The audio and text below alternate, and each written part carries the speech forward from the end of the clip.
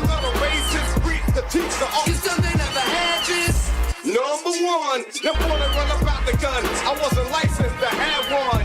The minute they see me, fear me. I'm the epitome, a public enemy. Use, abuse, without clues. I refuse to blow fuse. They even had it on the news. Don't believe the hype. Don't believe the hype. Don't believe the hype. Back when I wrote y'all, yes. You know, I feel like I'm having a mental health crisis because every day it's like I come in, I'm like, and then somebody will call up and I'm like, what the freak is happening? You know, just when you think it's all going to be okay, somebody comes and leg sweeps you. Yeah. For no reason. Just evil, just nasty in their own minds. Just, you know. I think there's a lot of anxiety around the election. I think a lot of people's internal monologue is becoming external.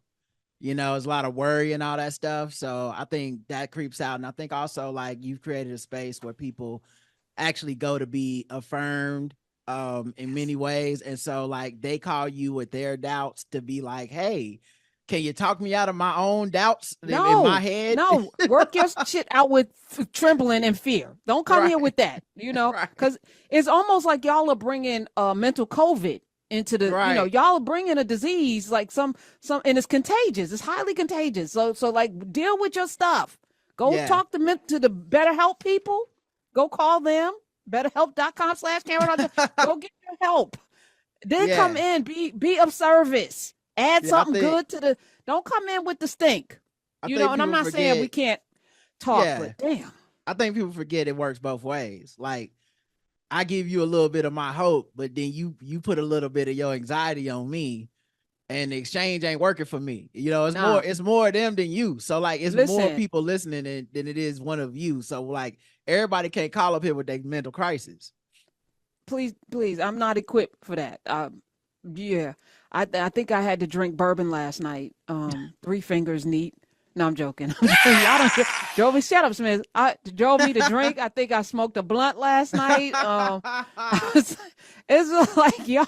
What exactly are they doing that was stressing you out? What's getting to so yesterday, this beautiful lady called up. And I was excited because she was like, for the first time, my 18-year-old went to vote, and I was like, yes. And then she said, and then he told me who he voted for. And I said, okay, all right. He voted for Trump. I said, wait, what? Yeah, me and my husband, and we were trying to talk to him. And then he was like, I'm here. He was in the background, Elijah, got on the phone. So where are you getting your news? I don't really do the news. What do you read? I'm not really who are your friends? Like, how are you getting your information? It doesn't matter. A woman can't lead this country. The rest of the world won't take us seriously. Basically was the gist of why he voted for Trump. As if Trump is not a whole ass laughing stock. The man can't even open a garbage truck without looking like he done had 3 bourbons, 3 fingers. Yeah. Like we were a laughing stock for 4 years, but for COVID made everybody kind of like worry about their own thing. We didn't have to worry about this for a minute, except that he did send our stuff over to Putin and our tests. Like we couldn't even get tests because he sent them to Putin. Listen, this ain't even, to me, there should be no choice here. And he's 18, which means I want to try to say his brain's not fully formed, even if he thinks it is, but he thinks he knows everything and he's smarter than his parents and everybody who's listening. And I had Amber Cabral, who has this, you know, say more about that book where she coaxes people and coaches them into like considering, well, why don't you consider this? He wasn't trying to consider nothing. There was no consideration. And I was like, I've seen this before. And what was making me nervous is that somebody calls this like a red pill society. There's like a community of folk. Why do you know about them? Well, they've been indoctrinated. I know about them just from my time on the internet, social media and stuff, but also we talked about this heavily on the Blackout Tips years ago during this thing called Gamergate. You know what that is? Okay. So Gamergate was a movement that a bunch of men essentially started where they harassed women in gaming that were journalists and video game creators and stuff.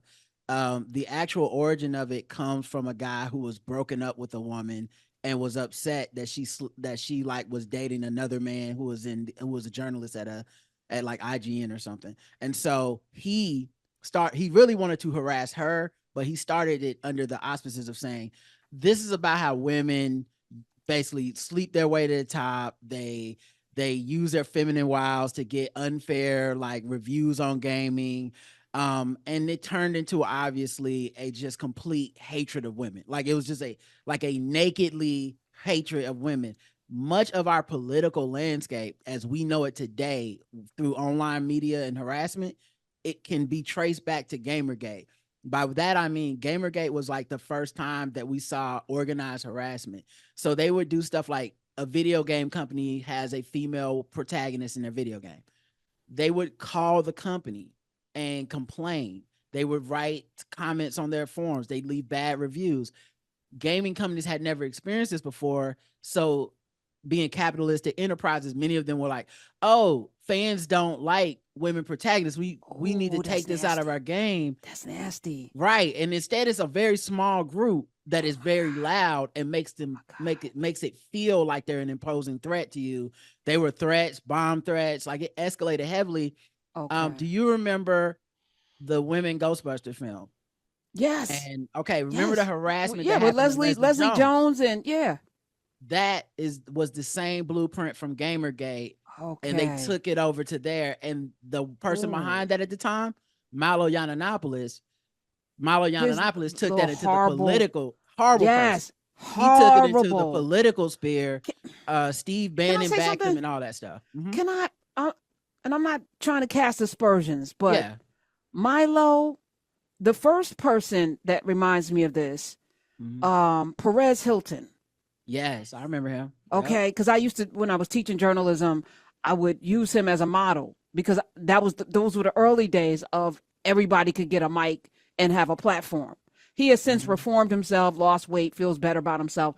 But I'm like, this fat, disgusting, pimply person in his dirty drawers gets to talk and cast aspersions on people who are way more talented than he is. And his whole platform is just disgusting. And as I'm talking about it, it is getting bigger and bigger and bigger because, hate is so easy because if you're not satisfied with yourself, talking about other people makes you feel good, I guess. Yeah. And his work is very responsible for the blueprint that I think even blogs like the Shade Room and stuff use today. Correct. Media takeout before the Shade Room. Exactly. So we should do origins. We should do a mini origin story on the birth of hate. Yeah. Especially as it relates, because it was media takeout before. It was the blueprint, even before TMZ, because TMZ was, Harvey, I am a lawyer, showing mugshots of celebrities. That's how it started, right? And it was a very, a legal, like look at Frank Sinatra and James Brown, and and then it turned into what it is. But before that, it was media takeout. Before there was a Shade Room. We should have this company because what this is. And I'm saying something about Milo. I'm saying something about Perez Hilton, and I'm going to add a Peter Thiel in there, just for good measure on the billionaire pulling the lever side. There seems to be a common thread with these guys. Even the comedian at Madison Square Garden. Yeah. There's it's beyond insecure. Like you don't like the skin you're in. Yes, and it's sad because they're actually innovators of hatred. Like they're hate innovators. Like hatred has always existed, but they took hate to another level, gave it a new platform, a new way to use it, created new paradigms within the industry so that people are sharing photos of dead celebrities now. Like people are, that was not a thing that was happening before in mass. The online harassment of celebrities, I thought it was kind of ironic to watch Perez Hilton in the last few years be like, y'all should leave Britney Spears alone. I was like, you started this. You started people messing with Britney Spears, like I'm glad you matured, but it's like, this is your monster, so these are your seeds. This is your baby. And as it relates to Milo, Peter Thiel, and who's the other person that we just mentioned? Harvey something. No. But like Milo's not from this country. Peter Thiel's not from this country. Okay. Elon Musk is not from this country. It's like inside out, outside. You're outside creating chaos inside our house, and we're allowing it. And now it's infecting our children. But the video game thing is particularly insidious because most of these children, 99.9% of them, are listening and playing on headphones that their parents have no idea the engagement. Then you got a side, what's his name? Kai Cenat. Oh, Kai Cenat, yeah. You got this guy now has 50 billion followers, and he's invited to, sit with everybody. And I'm like, this. And the thing is, to us of a certain age, video games means a thing, right? To most of us, we think you sit in front of a console, you get a controller, and you play it on your TV. Video games for people that are younger than us, it means a completely different thing. It's a social social construct, meaning they don't just play video games. Some people are into gaming. They don't ever play a video game. They go on Twitch and they watch me play a video game. Correct. And then while they're there, sometimes I'm not even playing a game. I'm just on the screen telling them what I think about stuff. And it's unregulated, essentially. Like there's some guardrails, but the guardrails all got created by people stepping over them. So it's this person's spreading anti-Semitism. We should probably have a rule about that. Well, the horse left the barn. That person has already, quote unquote, red pilled those kids, and now they're powerful. Some of these people are powerful enough that when they get kicked off of a platform, there's another platform willing to pay them to come over there immediately. Like, y'all God. Twitch, come to YouTube. Easy. So I'm just thinking about Neo. There was a whole, millions of people. Only a handful got out. By the way, damn it. It's many of us are going to take the other pill. Oh my God, this is terrible. Yeah. I do wonder, because I don't know what you do about this problem. I mean, you hope people grow up, to be honest. That's a big part of it. But I know some grown ass people that still believe this stuff. So I don't know what we do with these people, because it's like they need to be deprogrammed or something. And I don't, who's in charge of that? How do you even do that? You know what I'm going to do? I'm going to sit with people who deprogram cult people in cults. We need to do that. Get some action. Because some of our family members, children, and etc. are in a cult that we don't even understand. It's not just MAGA. Right. It's an intertwined. It's almost like a ball, a tangle of vessels. Just, oh my God. You know what's wild? There is a strain of atheism movement. Richard Dawkins. I remember I was on CNN 25 years ago. Right. I used to be a contributor on the Paula Zahn show. This is how long ago. I feel old now. So Roderick, when I was a youngster, I was on this TV show, and I said something about atheists. This is before there was social media, and I had like maybe 3 email accounts at the time. Every one of them, because I was like, atheists probably just they need a greeting card or something, because they don't have enough marketing. Right. You mad because people. But you show up to a football game in the South and people are praying, but you creating a ruckus because you're an atheist. You want attention, right? And so you got the attention now. This is what you want. You want the attention, because if you're an atheist, just don't pray. Right. I feel that way about gay marriage. Right. You don't like gay marriage, don't get married and don't be gay. It's a simple formula. You ain't got to do it. Leave people alone. But I'm like, if you were making a stink at a damn Southern football game with 60,000 people, and they're praying before the match, and you're upset and you want to sue. I'm not saying you don't have to go to the game. You ain't got to pray though. So I was making this comment. It was funny on that panel. Stephen A. Smith was on that panel. He had gotten booted out of sports. And he was low key mad because that segment got attention, and he ain't know, I can't agree with. I'm about to mess up my whole career, messing with this woman. Like, that was the first time where he was like, I recognized he had more at stake than I did. Like, I don't, how I roll. We're going to create jobs. It's all right. Y'all ain't got to ever invite me back. And I don't think they did. As a matter of fact, I don't think I even had a contract with them.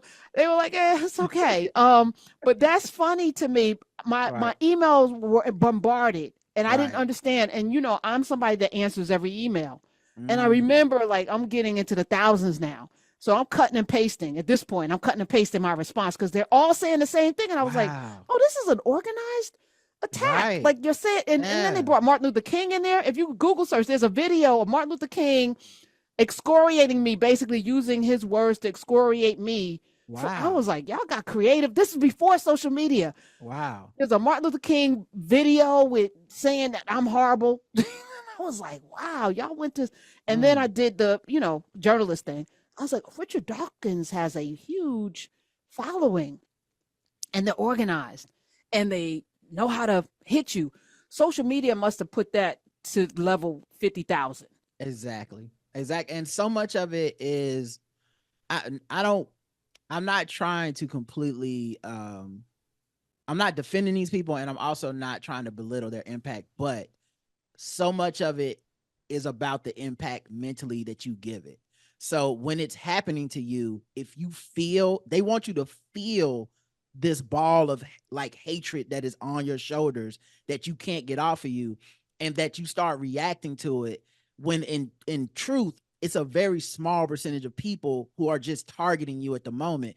I've seen this happen so many times at this point. Like, we should all be used to it on the internet. Like, I feel like at this point, everybody's been the main character on the internet at some point. Like, you just said something random, like, man, I don't know about putting beans on toast. And the next thing you know, like, British Twitter is like, fuck you, or whatever it is. Right, and you start feeling like everybody like beans on toast.